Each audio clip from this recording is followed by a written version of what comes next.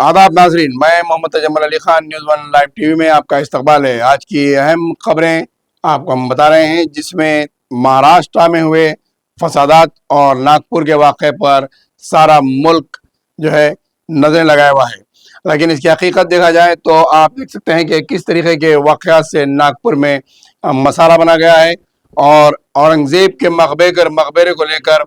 जिस तरीके से तशद्दुद बर्पा किया गया है, इस पर मनसूबाबंद तरीके से साजिश नज़र आ रही है। क्योंकि जिस वक्त मुल्क के हालात, माइशियत और मुल्क का इकनॉमिकल स्टेटस जहाँ पर काफ़ी हद तक अब तक पहुँच गया है, पर कैपिटल इनकम गिर चुकी है और नई हुकूमत जो महाराष्ट्र में कायम हुई है बीजेपी की और चीफ मिनिस्टर फडणवीस के इक़्तिदार में, उसके बाद इस तरीके के मनसूबाबंद तरीके से एक फ़िल्म तैयार करते हुए उस फिल्म की बिना पर तशद्दुद भड़काया जा रहा है। हिंदुस्तान की तारीख रही है कि जब भी फिल्म इंडस्ट्री, बॉलीवुड हो या टॉलीवुड हो या हॉलीवुड, जब फिल्में बनती हैं तो समाज को सुधारने के लिए और आवाम के मसाइल और समाजी मसाइल को उठाया जाता है और हुकूमत की जानिब से जो आवाम के साथ जो नाइंसाफ़ियाँ की जा रही है और हुकूमत की नाकामियों को बर्पा किया जाता है, जो समाज की बुराइयों को फिल्मों के ज़रिए से बताया जाता है। लेकिन कुछ जो है फ़िरका परस्त ताकतें और जो इस तरीके से जो मुल्क को नुकसान पहुंचाने वाली ताकतें होती हैं, वो इस फिल्म इंडस्ट्री का गलत इस्तेमाल करते हुए ऐसे फिल्में तैयार कर रही हैं। इस साबिक़ा में टीपू सुल्तान पर फिल्म बनाई गई है, फिर उसके बाद में पुलिस एक्शन तेलंगाना पर फिल्म बनाई गई है और जो है रज़ाकारों पर फिल्म बनाई है। इसी तरीके से अब एक और फिल्म बॉलीवुड में बनी है। साबिक़ा में भी जो है सीरियल्स बनाए गए थे 1992 में, उसके बावजूद भी पूरे मुल्क में फसादात बरपा हुए। जो भी तारीख होती है वो किताबों के ज़रिए से पढ़ी जाती है, पढ़ाई जाती है मदारिस में, और जो है उसको स्कूल्स वगैरह के ज़रिए से या लाइब्रेरीज़ में बुक्स के ज़रिए से जो है लोग सीखते हैं। लेकिन नए दौर में, व्हाट्सएप के दौर में, मोबाइल के दौर में एपिसोड्स, सीरियल्स और रील्स बनाते हुए आवाम को इश्तियाल अंगेज़ बनाया जा रहा है। नागपुर का फसाद भी इसी का एक कड़ी है, क्योंकि जब हुकूमत अपनी नाकामियों को छुपाने के लिए इस फसादात का ज़रिया बनती हैं। हाल ही में वज़ीर आज़म नरेंद्र मोदी ने एक अमेरिकन चैनल को इंटरव्यू देते हुए कहा था कि गुजरात की जो छवि थी उसे गलत बयान किया गया है, गुजरात के फसादात को उन्हें बदनाम करने के लिए बताया गया था। लेकिन इस वक्त देखा जाए तो 2002 का गुजरात जो है पूरे हिंदुस्तान में उसकी छवि नज़र आ रही है, चाहे वो उत्तर प्रदेश हो, चाहे बिहार हो, झारखंड हो, या फिर अब महाराष्ट्र में जो है या कर्नाटक में उसकी छवि नज़र आ रही है। क्योंकि इसी तरीके से इश्तिहार अंगेज़ी के तस्वीर, मनाजिर, फिल्म्स और सीरियल्स बनाते हुए ऐसी मासूम आवाम को जो कभी कोई बैकग्राउंड नहीं जानते, जो हकीकत से वाकिफ़ है, इल्म में कमज़ोर हैं, उन्हें सिर्फ जो है इश्तिहार अंगेज़ी के ज़रिए से उनके जहन में फ़िरका परस्ती पहुँचाई जाती है। अगर हम मुल्क की तारीख़ में अगर आज देखें तो आज 10 साल से जो है मुल्क के अंदर क्या हालात हो रहे हैं, चाहे रियासत किसी भी रियासत में हो, आज भी अवाम को उन्हें पानी और लाइट नहीं मिल रही है, लेकिन उनके जहनों में फ़िरका परस्ती बराबर डाली गई है। तो इस तरीके से नागपुर का फसाद भी इसी की एक कड़ी है। जो 300 साल कबल की जो हुकूमत थी, औरंगज़ेब का इंतकाल हो गया, उनका मकबरा है, उनके मकबरे को, उनके मज़ार को तोड़ने से क्या मुल्क तरक्की कर सकता है, क्या मुल्क की माइशत बढ़ सकती है, क्या पर कैपिटल इनकम बढ़ सकती है,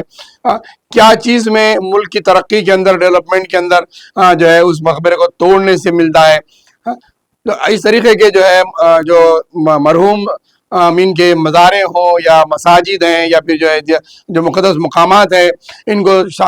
तोड़ना, इनको शहीद करना और आवाम के मासूम घरों पर हमला करते हुए उन्हें नुकसान पहुंचाना, आज के 300 साल के दौर के बाद अब जो मौजूदा मुसलमान हो या अक़लियती तबके के लोग हैं या फिर जो है कारोबार करने वाले लोग हैं, इनके मकानात को, इनको नुकसान पहुँचाने से क्या आपको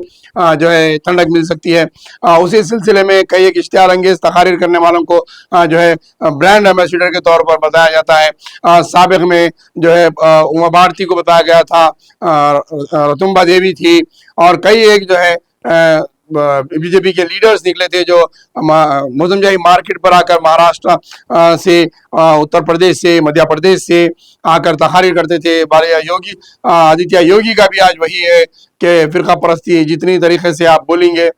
جتنے بڑے بڑے الفاظ آپ بولیں گے، عوام ان کی طرف قریب جائیں گی. تو اسی طریقے سے ایک یہاں کے گوشہ محل MLA